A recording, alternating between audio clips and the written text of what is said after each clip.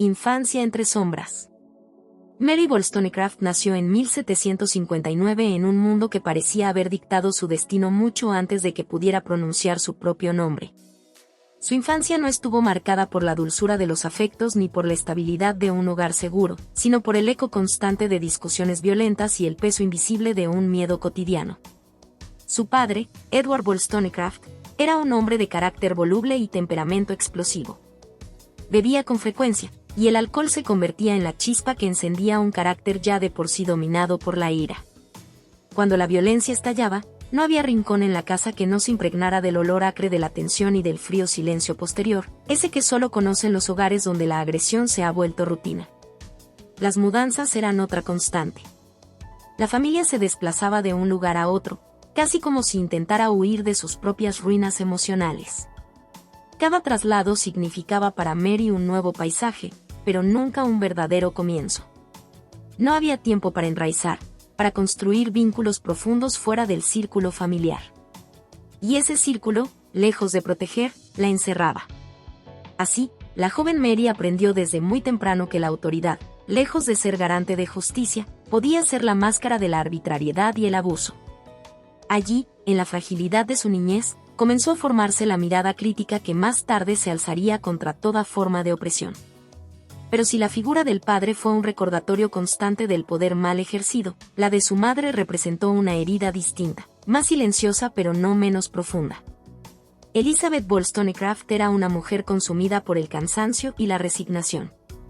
Soportaba las explosiones de su esposo con una sumisión que Mary no comprendía del todo en sus primeros años, pero que más tarde interpretaría como el reflejo de una estructura social entera que enseñaba a las mujeres a callar, a soportar y a obedecer.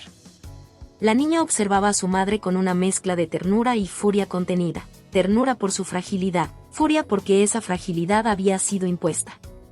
La imagen de su madre, con los labios apretados para no llorar y las manos ocupadas en labores mecánicas, se grabó en su memoria como una advertencia. Así era la vida de una mujer que no reclamaba su voz.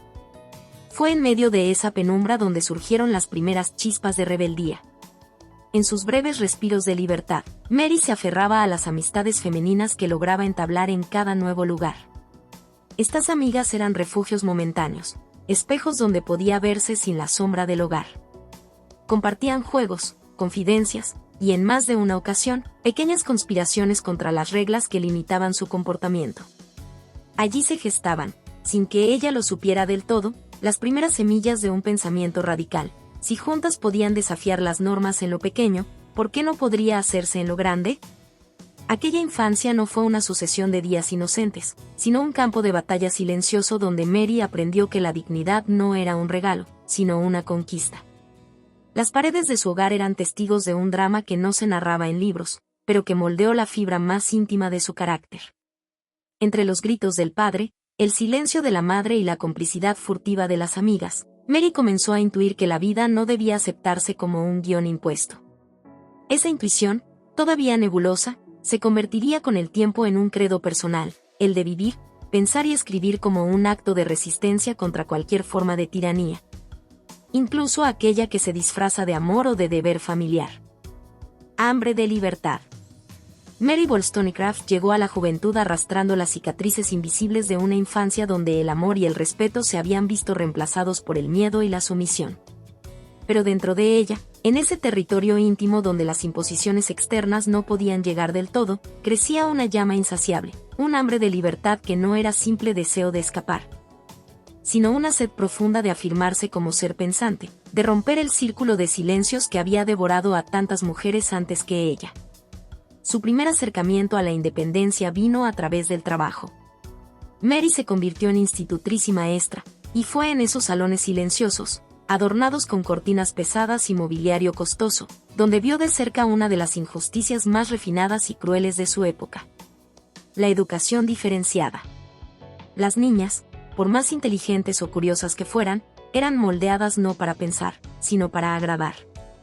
Se les enseñaban modales, música ligera, bordado y unas pinceladas superficiales de lectura y escritura, lo suficiente para sostener una conversación banal en una reunión social, pero jamás para cuestionar el mundo que las rodeaba. Mary lo observaba con una mezcla de tristeza y rabia. Veía ojos llenos de chispa apagarse poco a poco, sometidos a la idea de que su valor residía en la docilidad, la belleza y la capacidad de entretener a un hombre. Aquellas niñas eran preparadas para ser adornos, no arquitectas de su propio destino.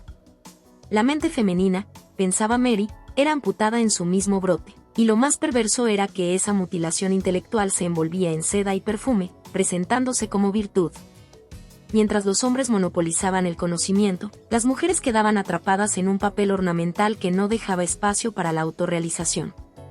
Mary comprendía que esa diferencia no era un accidente, sino una estrategia cultural para perpetuar la dependencia. Cada vez que un hombre presumía su erudición, no podía dejar de pensar cuántas mujeres, con igual capacidad, se veían condenadas a una ignorancia cuidadosamente cultivada. Esa realidad le quemaba por dentro, como una verdad insoportable que exigía acción. Fue entonces cuando tomó la decisión que marcaría un antes y un después en su vida, trasladarse a Londres para perseguir una existencia independiente. En el siglo XVIII, este acto era casi una declaración de guerra contra las costumbres. Una mujer sola, sin marido ni protector, que buscaba valerse por sí misma en la capital, se convertía inmediatamente en blanco de sospecha y escarnio. La moral dominante dictaba que una mujer respetable debía depender, siempre, de un hombre. Vivir sola era sinónimo de deshonra. Mary lo sabía. Sabía que en Londres no le esperarían con los brazos abiertos, que enfrentaría la pobreza, la soledad y la hostilidad de un mundo que no concebía la libertad femenina como legítima. Y aún así, partió. No fue una huida irracional, sino un acto deliberado, casi filosófico, el reconocimiento de que la vida, para merecer ese nombre, debía ser elegida, no aceptada por inercia. El viaje no fue solo físico, sino simbólico. Con cada milla que la alejaba de su entorno anterior, sentía que rompía un hilo más del tejido que la había mantenido atada a un destino prefabricado. Londres no era para ella una promesa de comodidad, sino un campo de batalla donde pondría a prueba su determinación.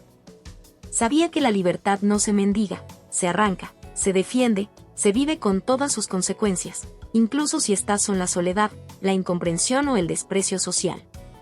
En esa decisión radical se condensaba toda su filosofía en gestación, la convicción de que la dignidad humana no tiene género, y que ningún poder externo, ni el de un hombre, ni el de una institución, ni el de una tradición, podía reclamar autoridad absoluta sobre la voluntad de una persona. Mary no solo quería vivir libre, quería demostrar que vivir libre era posible. Y en esa apuesta estaba dispuesta a quemar los puentes que la unían a la seguridad hipócrita de la dependencia. Esa hambre de libertad, que muchos llamarían imprudencia, sería la fuerza que impulsaría todo lo que estaba por venir, sus luchas, sus escritos, sus escándalos y su legado. Porque para Mary, la libertad no era un lujo para unos pocos, sino la condición indispensable para que la vida mereciera ser vivida. La voz que arde en el papel. Mary Wollstonecraft llegó a Londres con los bolsillos casi vacíos, pero con una claridad interior que ninguna penuria material podía erosionar. La ciudad era un hervidero de ideas, un monstruo que devoraba y paría pensamientos nuevos a la misma velocidad. Allí, en medio del ruido de las imprentas, las discusiones en cafés y las tertulias clandestinas, Mary encontró el aire que necesitaba para respirar. Londres era, en toda su crudeza, el escenario ideal para una mujer dispuesta a desafiar los cimientos de la autoridad. Pronto entró en contacto con círculos intelectuales radicales, hombres y mujeres que discutían no sobre cómo acomodarse al mundo, sino sobre cómo transformarlo. Allí se hablaba de república, de derechos naturales, de igualdad y de la corrupción inherente a las jerarquías rígidas. Aunque la mayoría de los presentes seguía siendo hombres, algunos empezaban a reconocer en Mary una inteligencia feroz, una capacidad para desarmar argumentos con una precisión casi quirúrgica. No era una presencia decorativa ni un adorno intelectual, era un interlocutor de peso. Fue en este contexto que comenzaron sus primeros escritos sobre derechos y moralidad. No eran ensayos tímidos, sino piezas cargadas de un filo político que cortaba directamente la carne del privilegio. Mary escribía con la urgencia de quien sabe que su voz podría ser silenciada en cualquier momento, y con la conciencia de que cada palabra era un acto de resistencia. No le interesaba el conformismo de los salones, sino la verdad que se desprendía de la injusticia desnuda. El gran catalizador de su pensamiento llegó con el estallido de la Revolución Francesa en 1789. Mientras la aristocracia europea temblaba ante la caída de la monarquía absoluta en Francia, Mary veía en aquellos acontecimientos la confirmación de algo que intuía desde hacía años: que la autoridad no era un designio divino, sino una construcción humana, y por lo tanto, podía y debía ser cuestionada. Los discursos de libertad, igualdad y fraternidad, sin embargo, llevaban en sí mismos una contradicción intolerable: la exclusión casi total de las mujeres de ese nuevo orden. Esa hipocresía fue la chispa que encendió su furia intelectual. En 1790, Edmund Burke, uno de los grandes defensores del conservadurismo británico, publicó sus reflexiones sobre la Revolución en Francia, en las que criticaba duramente los cambios políticos y defendía la tradición como garante de estabilidad. Para Mary, aquello fue una provocación directa. En pocas semanas, escribió Vindicación de los Derechos del Hombre, un texto que no solo refutaba los argumentos de Burke, sino que lo hacía con un tono combativo, cargado de ironía y desprecio hacia cualquier autoridad que se amparara en el linaje o la costumbre. Fue un golpe frontal contra las estructuras de poder, y la autora, consciente del escándalo, firmó con su nombre completo. Pero aquello fue apenas un preludio. 2 años después, en 1792, Mary volcó toda su rabia, su lucidez y su experiencia vital en vindicación de los derechos de la mujer. Lo escribió con una intensidad febril, casi sin descanso, como si temiera que el tiempo o las fuerzas le fueran arrebatadas antes de completar su tarea. El texto no era una súplica moderada por reformas, sino una declaración de guerra intelectual. Denunciaba que las mujeres no eran naturalmente inferiores, sino que eran deliberadamente mantenidas en la ignorancia. Atacaba con precisión quirúrgica la educación diferenciada, la frivolidad impuesta como virtud y la dependencia económica como cadena invisible. Cada página era una descarga de pólvora contra la idea de que la razón era patrimonio masculino. Mary desmontaba uno por uno los argumentos que sostenían la desigualdad, y lo hacía no solo desde la indignación moral, sino con una lógica implacable que dejaba sin refugio a sus opositores. No se limitaba a señalar la opresión, exigía una transformación radical del orden social, y reclamaba que las mujeres tuvieran acceso pleno a la educación, no como concesión, sino como derecho inalienable. Su escritura no buscaba ser aceptada, buscaba incomodar, sacudir, despertar. Era consciente de que el mundo no estaba listo para ella, y precisamente por eso escribía, para forzarlo a estarlo. Su voz no era un eco dentro de la tradición, sino un incendio que devoraba los cimientos mismos de esa tradición. En aquellos días de escritura febril, Mary no solo estaba componiendo un libro, estaba tallando un manifiesto para generaciones que aún no habían nacido, un mensaje destinado a atravesar siglos. Que la dignidad humana no se negocia, que la libertad no se hereda, que se conquista con la vida entera. El golpe contra la hipocresía. Cuando Vindicación de los Derechos de la Mujer vio la luz en 1792, Mary Wollstonecraft no estaba ciega al precio que tendría que pagar. Sabía que había roto un pacto no escrito, ese que dictaba que las mujeres podían pensar, sí, pero solo en privado, que podían tener ideas, pero no proclamarlas en voz alta, que podían criticar en susurros, pero nunca con el filo de una pluma dispuesta a herir. Ella había traicionado esa hipocresía estructural, y el mundo patriarcal respondió como siempre lo hace cuando se siente amenazado, con burlas, con violencia verbal, con la reducción de su persona a una caricatura para anular su mensaje. La prensa conservadora se cebó con ella. Los periódicos, en vez de discutir sus argumentos, se dedicaron a desmenuzar su vida personal, a inventar anécdotas y a retratarla como una mujer inestable, peligrosa, demasiado masculina en su pensamiento y demasiado femenina en sus emociones. La ironía era insoportable, la acusaban de ser irracional por defender la racionalidad femenina. La idea misma de que una mujer pudiera cuestionar el orden social les parecía obscena, una transgresión más grave que el robo o la herejía. Los intelectuales varones que la habían tolerado en los salones progresistas ahora se distanciaban. Algunos, incluso, intentaban minimizar su influencia tachándola de exagerada, de ilusa, de presa de un sentimentalismo incompatible con la política.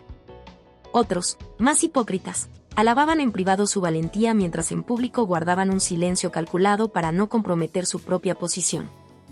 Era una traición sutil, pero igual de dolorosa, el abandono en nombre de la prudencia. La soledad comenzó a instalarse como una sombra permanente. Mary se convirtió en una figura pública que provocaba incomodidad. En la calle, podía sentir miradas que oscilaban entre el desprecio y la curiosidad morbosa. En los círculos intelectuales, su presencia era un recordatorio incómodo de que la igualdad, si era auténtica, debía incluir a las mujeres. En más de una ocasión, sintió que caminaba por un territorio vacío, como si hubiera cruzado un umbral del que ya no podía volver, y del que pocos se atrevían a seguirla. Pero junto a esa soledad había otra realidad, más silenciosa y sutil, la admiración clandestina. Había mujeres que, sin decirlo en voz alta, copiaban fragmentos de su obra para leerlos en secreto, como si fueran textos prohibidos. Había hombres jóvenes que, con cautela, reconocían la verdad incómoda de sus palabras. Era una corriente subterránea que no se mostraba en público, pero que existía, y que Mary intuía con una mezcla de consuelo y melancolía. La polémica que generaba su figura no la desviaba de su convicción. Sabía que su lucha no era por aplausos inmediatos ni por victorias rápidas. La verdadera revolución, la que ella proponía, no se consumaba en el plazo de una vida. Las estructuras que combatía eran demasiado profundas, demasiado enredadas en la piel de la cultura como para deshacerse en unos años. Ella lo comprendía, lo que estaba haciendo era plantar semillas en un terreno hostil, y esas semillas probablemente germinarían mucho después de que ella desapareciera. Esa certeza, la de no ver jamás el fruto de su esfuerzo, no la debilitaba, sino que le daba un sentido más grande a su existencia. En el fondo, Mary había elegido vivir para algo que la trascendía, para una causa que no dependía de su supervivencia física. En un mundo donde el valor de las mujeres se medía por su belleza y su docilidad, ella había decidido que su legado sería su pensamiento, su palabra, su negativa a doblegarse. Cada burla, cada insulto, cada editorial envenenado que intentaba destruirla confirmaba que había tocado un nervio sensible, que su pluma había alcanzado justo el punto donde el poder se siente amenazado. Y en ese golpe contra la hipocresía, Mary encontró una forma extraña de afirmación vital. Si la atacaban con tanta furia, era porque sus palabras habían atravesado el muro. No buscaba la inmortalidad literaria, buscaba la justicia. Pero sin quererlo, estaba construyendo ambas. Porque mientras sus enemigos creían que la reducían al ridículo, estaban, en realidad, escribiendo la primera página de una historia que el tiempo colocaría a su favor.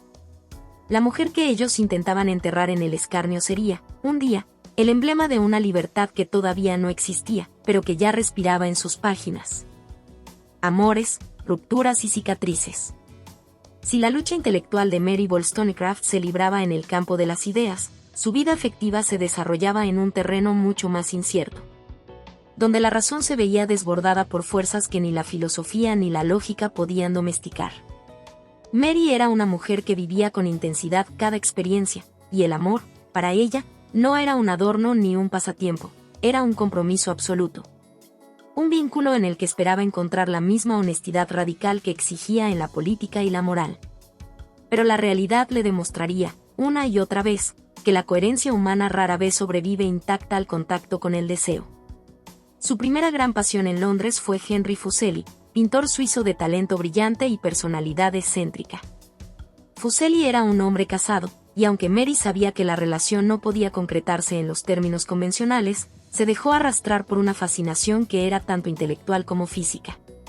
Lo admiraba como artista, como conversador, como mente aguda, y veía en él un espíritu que parecía comprender la intensidad de su propia alma. Llegó a proponer, con una franqueza escandalosa para la época, vivir bajo un mismo techo con Fuseli y su esposa, no como rival, sino como amiga y compañera intelectual del matrimonio. La propuesta, naturalmente, fue rechazada, y lo que para Mary había sido un acto de honestidad radical fue interpretado por la sociedad como una indecencia imperdonable. Fuseli se apartó, y con él se fue una ilusión que Mary había alimentado con pasión y sin reservas. Herida, pero no rota, se volcó en su trabajo hasta que conoció a Gilbert Imlay, un comerciante y aventurero estadounidense cuya energía y aparente despreocupación la sedujeron de inmediato.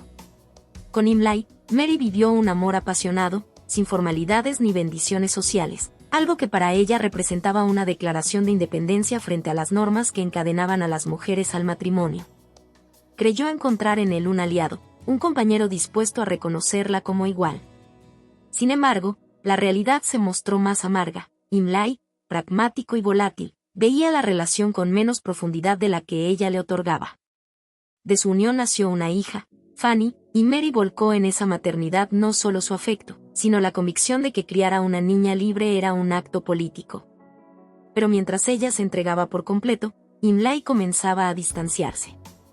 El abandono llegó de forma gradual y cruel, promesas incumplidas, cartas cada vez más frías, ausencias prolongadas que no se explicaban. Finalmente, Mary descubrió que él la había traicionado con otra mujer. El golpe fue devastador. El dolor se convirtió en un abismo, y Mary, que había combatido toda su vida contra la opresión externa, se vio ahora atrapada por una opresión interna aún más implacable, la del desamor, la humillación. La sensación de haber apostado todo por alguien que no merecía su confianza. En un momento de desesperación absoluta, decidió acabar con su vida arrojándose al río Támesis. Fue rescatada antes de que las aguas pudieran cumplir su trabajo, y aunque físicamente sobrevivió, esa noche dejó cicatrices que nunca desaparecerían. Lejos de rendirse, Mary transformó esa herida en movimiento.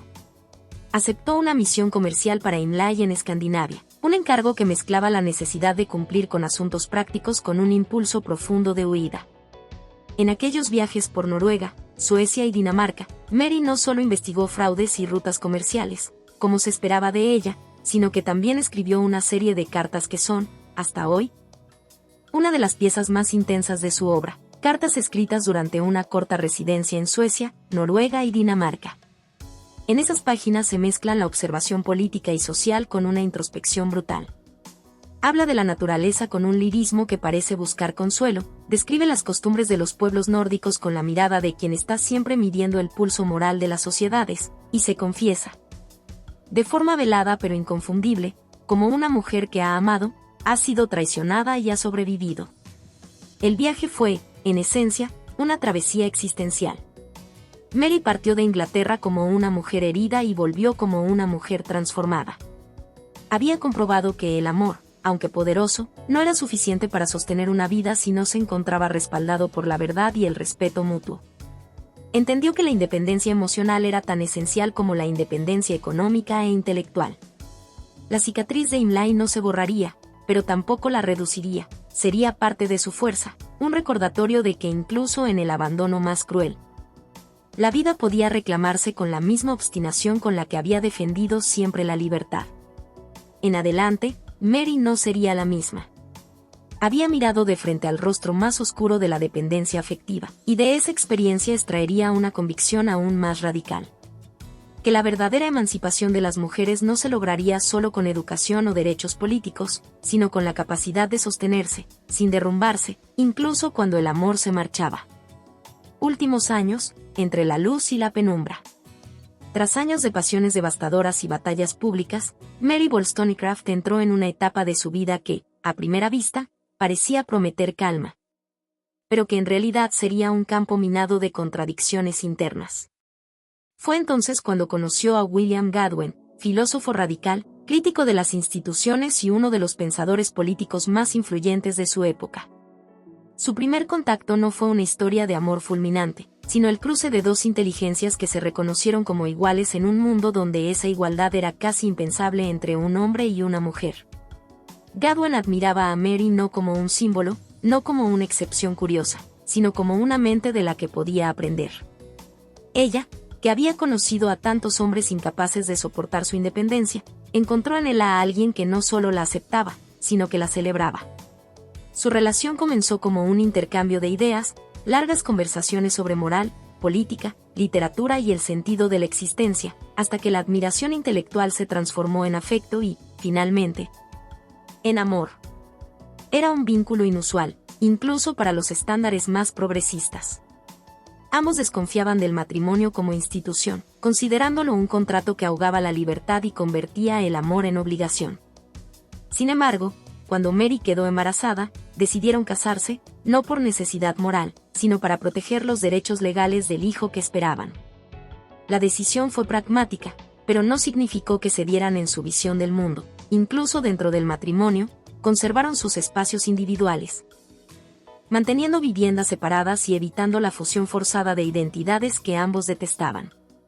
El embarazo trajo consigo una mezcla de esperanza y temor. Mary veía en esa nueva vida, la que crecía en su interior, la posibilidad de un comienzo distinto, una oportunidad de criar a una hija en un entorno que combinara afecto, respeto y libertad. Era consciente de que el mundo seguiría siendo hostil para las mujeres, pero confiaba en que, junto a Godwin, podría crear un refugio intelectual y emocional para su niña. Sin embargo, en las noches silenciosas, las sombras del pasado aún la visitaban. La traición de Imlay, la humillación pública, el intento de suicidio, la constante sospecha de un mundo que la observaba con lupa, todo ello permanecía como una cicatriz latente, recordándole que la felicidad, para ella, nunca llegaba sin un precio. Su espíritu oscilaba entre la afirmación vital y el presentimiento oscuro. Por un lado, sentía que estaba en el umbral de una nueva etapa, acompañada por un hombre que la respetaba y una hija que simbolizaba la continuidad de su lucha. Por otro, sabía que la vida le había enseñado a desconfiar de los desenlaces felices. Cada gesto de ternura de Godwin era bienvenido, pero nunca bastaba para borrar por completo la memoria de lo que había sufrido.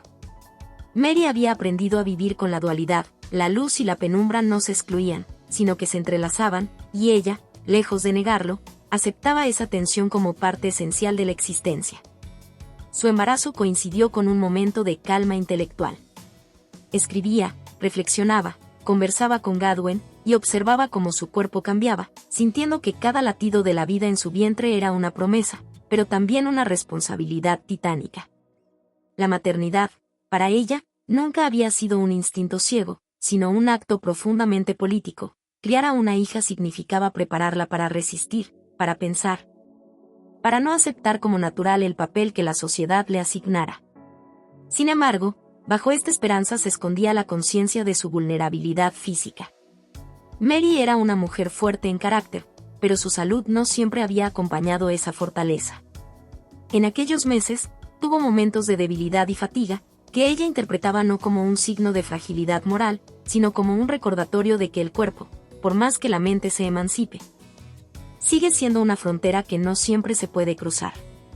En los últimos días de su embarazo, Mary parecía vivir en un estado de vigilia existencial. Godwin, atento pero no invasivo, respetaba sus silencios. Había entre ellos una intimidad hecha de palabras, pero también de pausas, de miradas que sabían más que cualquier discurso. Mary no idealizaba su situación. Sabía que su vida siempre había sido una cuerda floja sobre un precipicio, y que ni el amor ni la maternidad podían garantizar un suelo firme. Pero, por primera vez en mucho tiempo, aceptaba caminar sobre esa cuerda sin temer tanto a la caída. El nacimiento de su hija, Mary, futura autora de Frankenstein, sería un punto culminante de esa tensión entre la esperanza y la penumbra. En ese instante, ella veía condensada toda su lucha, la voluntad de crear, de dejar huella, de desafiar la muerte con la vida. No podía saber que, apenas días después, el destino volvería a reclamar su tributo más alto. Pero en aquel momento, antes de que la tragedia se asomara, Mary Wollstonecraft abrazó la posibilidad, por breve que fuera, de una existencia en la que su voz, su pensamiento y su amor coexistieran sin destruirse entre sí. Muerte prematura, legado inmortal. El amanecer que trajo consigo el parto de Mary Wollstonecraft no fue el preludio luminoso que tantas madres esperan. Aquel 30 de agosto de 1797, tras horas de dolor y esfuerzo, Mary dio a luz a una niña sana, a quien llamó Mary, inconsciente de que esa criatura, años después, escribiría Frankenstein y heredaría el fuego inquieto de su espíritu. El momento estaba cargado de una emoción contradictoria. La euforia de una nueva vida y la fatiga extrema que presagiaba que algo no marchaba bien. En el siglo XVIII, la maternidad era un riesgo letal. La medicina todavía estaba sumida en prácticas rudimentarias y negligencias fatales. Durante el parto, la placenta no se desprendió por completo, y la intervención torpe de las manos médicas, sin las medidas mínimas de higiene, sembró en su cuerpo la semilla invisible de la infección. Lo que comenzó como un cansancio natural se transformó pronto en fiebre alta, escalofríos y un dolor que parecía expandirse por todo su ser. Era la septicemia, aunque entonces nadie le daba ese nombre, sino que hablaban de fiebre puerperal, como si fuera un castigo inevitable ligado al acto de dar vida. Durante días, Mary osciló entre la lucidez y el delirio. Gadwin, que la había amado no por ser dócil sino por su espíritu indomable, la observaba impotente, viendo cómo cada hora le arrancaba un fragmento de vitalidad. No podía hacer nada salvo sostenerle la mano, pronunciar su nombre, intentar mantenerla anclada al mundo con palabras. Su casa se llenó de un silencio mortal, roto solo por el sonido de su respiración agitada y los pasos apresurados de los sirvientes llevando compresas tibias o frascos inútiles de tónicos que no surtían efecto. En esos momentos finales, la mente de Mary parecía debatirse entre dos mundos, el de la carne, enferma y agotada, y el de las ideas, siempre en movimiento.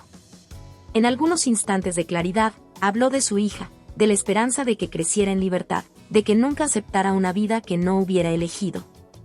Otras veces, la fiebre la arrastraba a murmurar frases sueltas sobre justicia, sobre igualdad, sobre esa revolución que ella sabía inconclusa.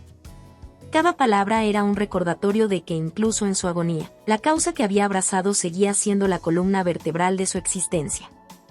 La muerte llegó el 10 de septiembre de 1797, apenas 11 días después del parto. Tenía 38 años.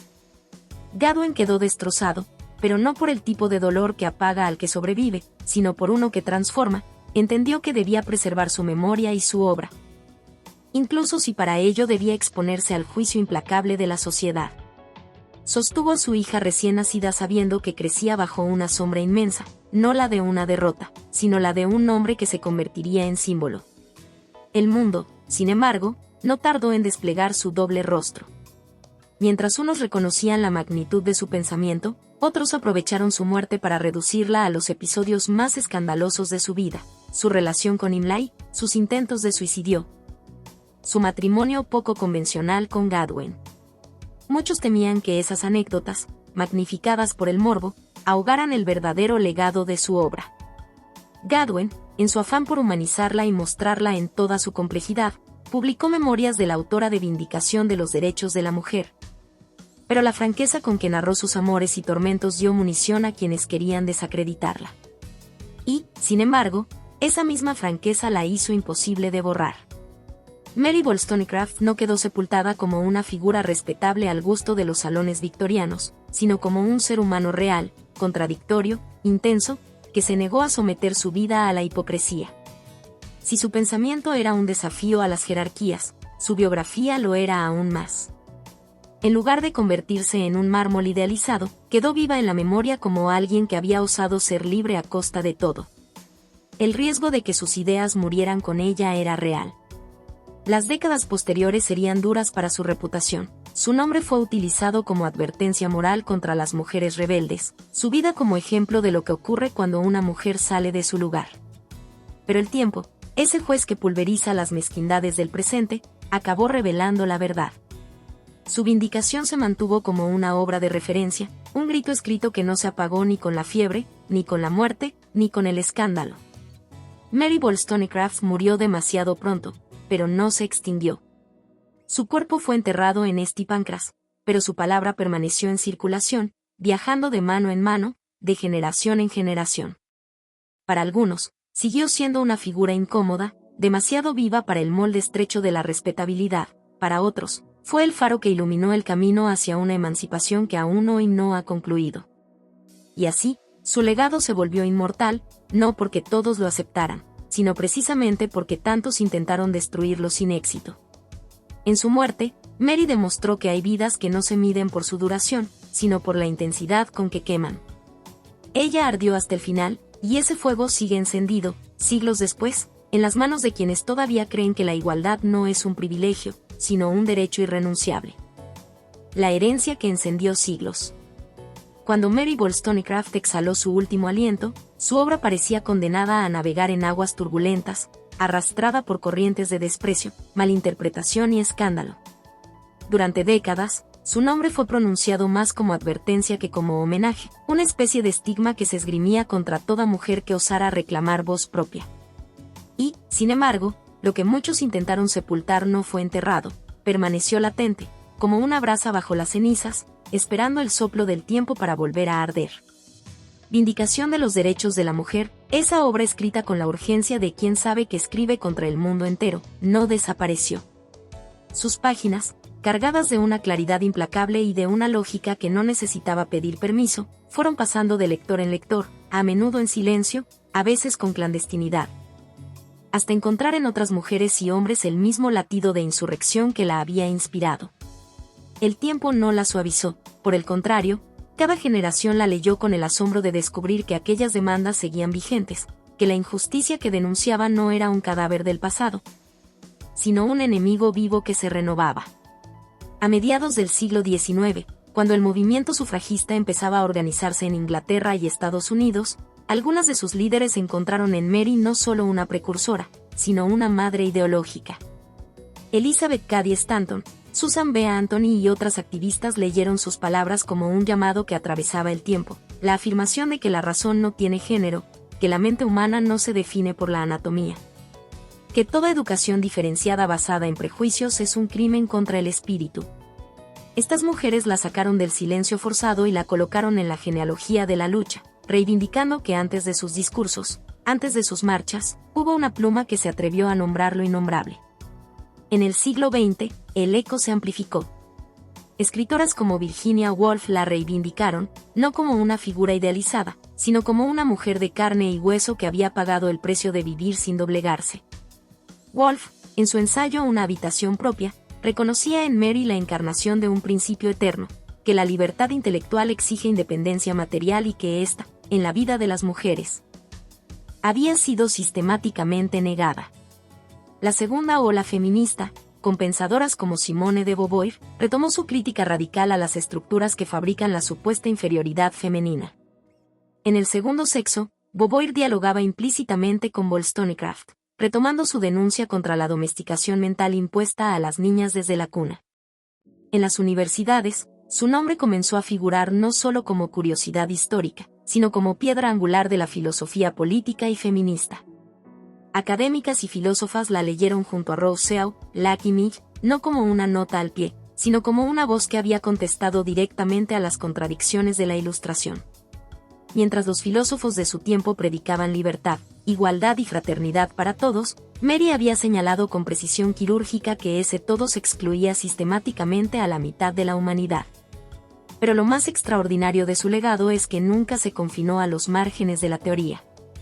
Sus palabras han sido bandera en manifestaciones, lema en pancartas, cita en discursos políticos y latido en cartas privadas. En América Latina, Europa, África y Asia, mujeres que quizá nunca oyeron su nombre han vivido la herencia de su pensamiento cada vez que han reclamado su derecho a estudiar, a votar, a decidir sobre su propio cuerpo, a existir sin permiso. Su lucha fue la chispa que encendió una revolución lenta pero persistente, que aún no ha terminado. Hoy, más de 2 siglos después, vindicación de los derechos de la mujer sigue siendo incómoda. No ha sido domesticada por el tiempo ni convertida en un adorno inofensivo. Leerla es enfrentarse a una exigencia que no admite excusas, reconocer que la libertad y la razón no tienen género, que toda sociedad que margina a las mujeres de la educación y de la toma de decisiones es una sociedad mutilada. Mary Wollstonecraft no pidió simpatía ni indulgencia, exigió justicia. Y esa exigencia no ha perdido ni un ápice de su filo. Su herencia no es un monumento inmóvil, sino un fuego en movimiento. La chispa que encendió en 1792 arde todavía en cada lucha por la igualdad real, en cada cuestionamiento de las jerarquías heredadas, en cada acto de rebeldía que se niega a aceptar la mediocridad como destino. No hay línea que la separe del presente. Su voz, escrita en tinta y sangre, sigue resonando en el mismo registro de urgencia, recordándonos que la verdadera revolución es la que nunca se da por concluida. Mary Wollstonecraft vive en ese eco. Y mientras haya quien se niegue a aceptar que la razón pertenece a todos por igual, su fuego seguirá encendido, reclamando, iluminando, ardiendo. La historia de Mary Wollstonecraft, tal como la hemos recorrido, no es únicamente la biografía de una mujer excepcional del siglo XVIII, es, ante todo, un espejo incómodo donde la humanidad entera puede contemplar sus propias contradicciones, cobardías y posibilidades.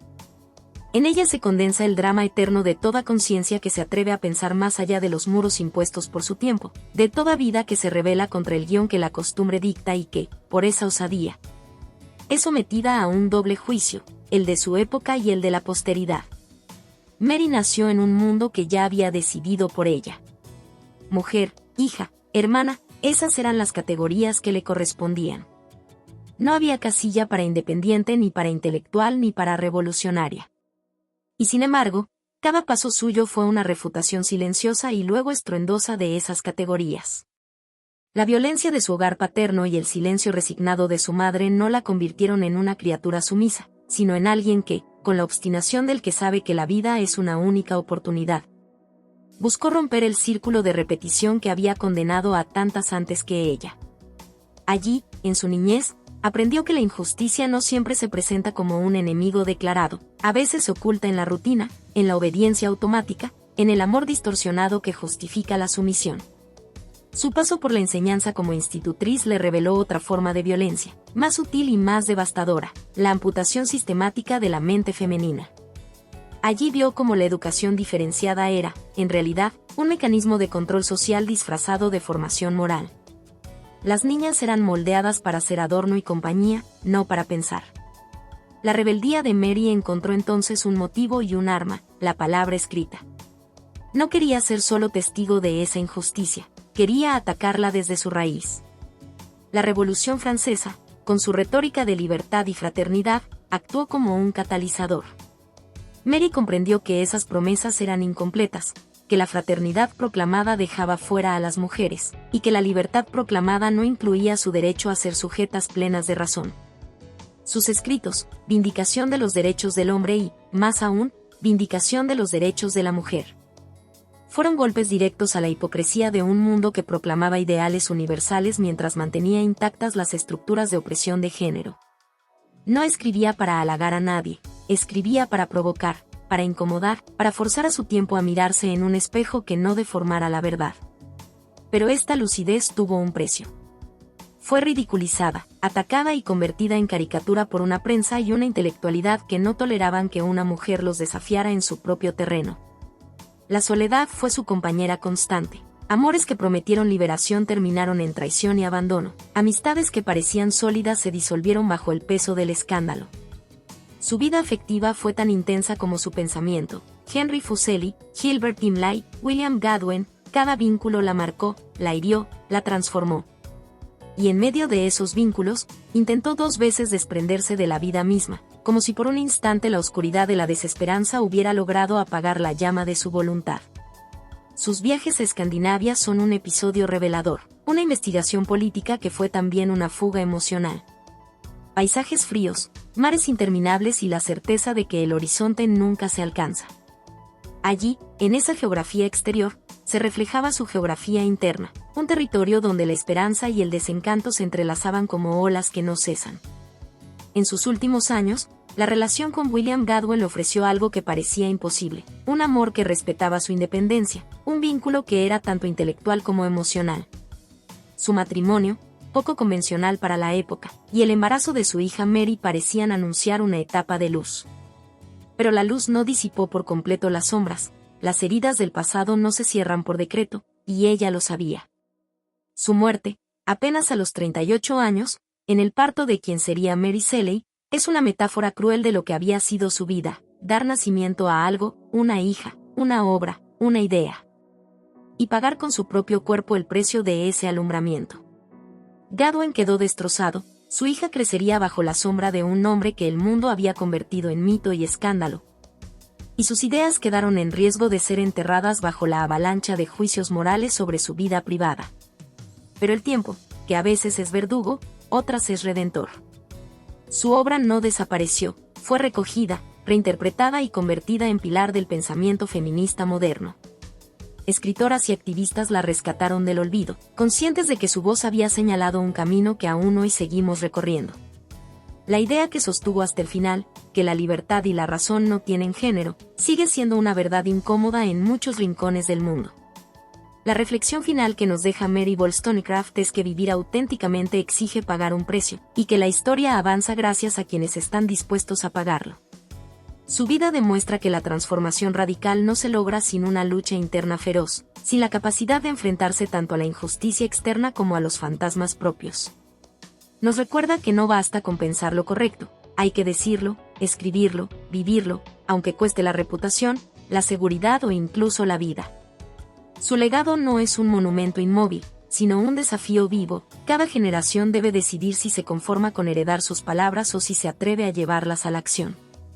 Y en ese dilema, su voz sigue resonando, no como un eco distante, sino como un llamado urgente a romper las cadenas visibles e invisibles que todavía nos atan. Mary Wollstonecraft no solo luchó por los derechos de las mujeres, luchó por la dignidad humana en su sentido más radical. Y esa lucha, lejos de pertenecerle solo a ella, nos pertenece a todos. Porque el verdadero homenaje que se le puede rendir no es la admiración pasiva, sino la continuidad activa de su batalla. La historia de Mary Wollstonecraft se erige como una corriente subterránea que atraviesa siglos, desafiando la inercia de las estructuras sociales y el peso sofocante de los prejuicios. No es simplemente el relato de una mujer que escribió un libro incómodo en 1792. Es la crónica de una conciencia que se negó a vivir dentro de los márgenes estrechos que su época le ofrecía. Su vida nos muestra que las revoluciones verdaderas no se gestan solo en plazas ni se declaran con proclamas políticas. Muchas nacen en la soledad del pensamiento. En la obstinación de una mente que se rehúsa a aceptar como natural lo que es, en realidad, una construcción destinada a perpetuar la desigualdad. Mary creció en un entorno que parecía una escuela de la opresión, un padre violento, una madre resignada, un hogar itinerante que nunca fue refugio. Allí comprendió, desde niña, que la autoridad puede ser arbitraria y que la obediencia ciega es un acto de autonegación. Pero, a diferencia de tantos que internalizan esa violencia como norma, ella la transformó en una energía rebelde. Su vida entera puede leerse como un largo no a las formas visibles e invisibles de sumisión.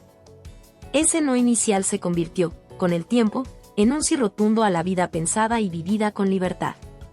Como institutriz y maestra, Mary no se enfrentó a un enemigo abstracto, sino a la injusticia palpable, niñas destinadas a ser ornamentos sociales, privadas de las herramientas intelectuales que podrían hacerlas sujetos autónomos. Lo que vio no fue una mera carencia educativa, sino un plan sistemático de mutilación mental. Comprendió que una mente que no piensa libremente es más fácil de controlar, y que la desigualdad de género no es fruto del azar, sino de una estrategia de poder cuidadosamente mantenida. El contacto con las corrientes intelectuales radicales de Londres y el estallido de la Revolución Francesa encendieron una hoguera en su pensamiento. No se dejó deslumbrar por las promesas abstractas de libertad, igualdad y fraternidad. Tuvo el valor de señalar la contradicción central de su tiempo. Esos ideales se proclamaban universales, pero las mujeres quedaban fuera de ellos. Vindicación de los derechos de la mujer no fue un ejercicio académico ni una simple contribución literaria. Fue un acto de guerra intelectual contra una estructura milenaria que presentaba la opresión como orden natural. La respuesta que recibió fue reveladora: burlas, insultos, desprecio. El establishment cultural reaccionó como lo hace siempre ante la disidencia radical, descalificando a la persona para no discutir las ideas. En un mundo donde las mujeres que hablaban demasiado eran ridiculizadas, Mary se convirtió en una figura pública cuya voz buscaban silenciar por medio del escándalo y el ataque personal. No obstante, persistió, consciente de que sembraba semillas cuyo fruto ella no llegaría a ver.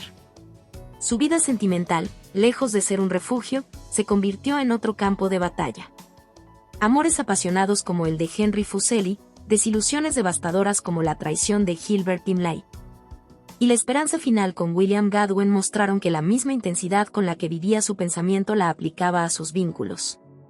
Sus intentos de suicidio hablan de un alma que, aun en su lucidez, no estuvo exenta del peso insoportable del abandono y la soledad. Y sin embargo, incluso en sus momentos más oscuros, volvió a escribir, volvió a viajar, volvió a luchar, una afirmación de la vida que no se basa en la ausencia de dolor, sino en la decisión de seguir creando sentido a pesar de él.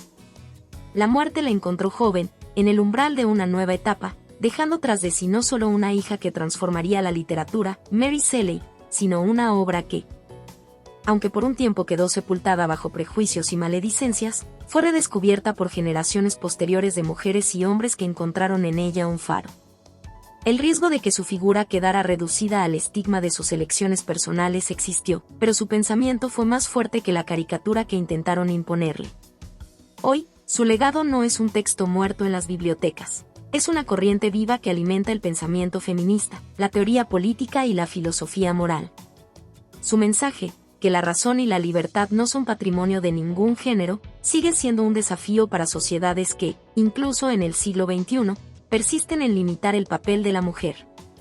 La profundidad de su historia nos obliga a reconocer que las luchas más urgentes rara vez son cómodas, y que quienes las emprenden suelen pagar con su tranquilidad, su reputación o su vida. Mary Wollstonecraft nos recuerda que la valentía no es ausencia de miedo, sino la voluntad de actuar pese a él.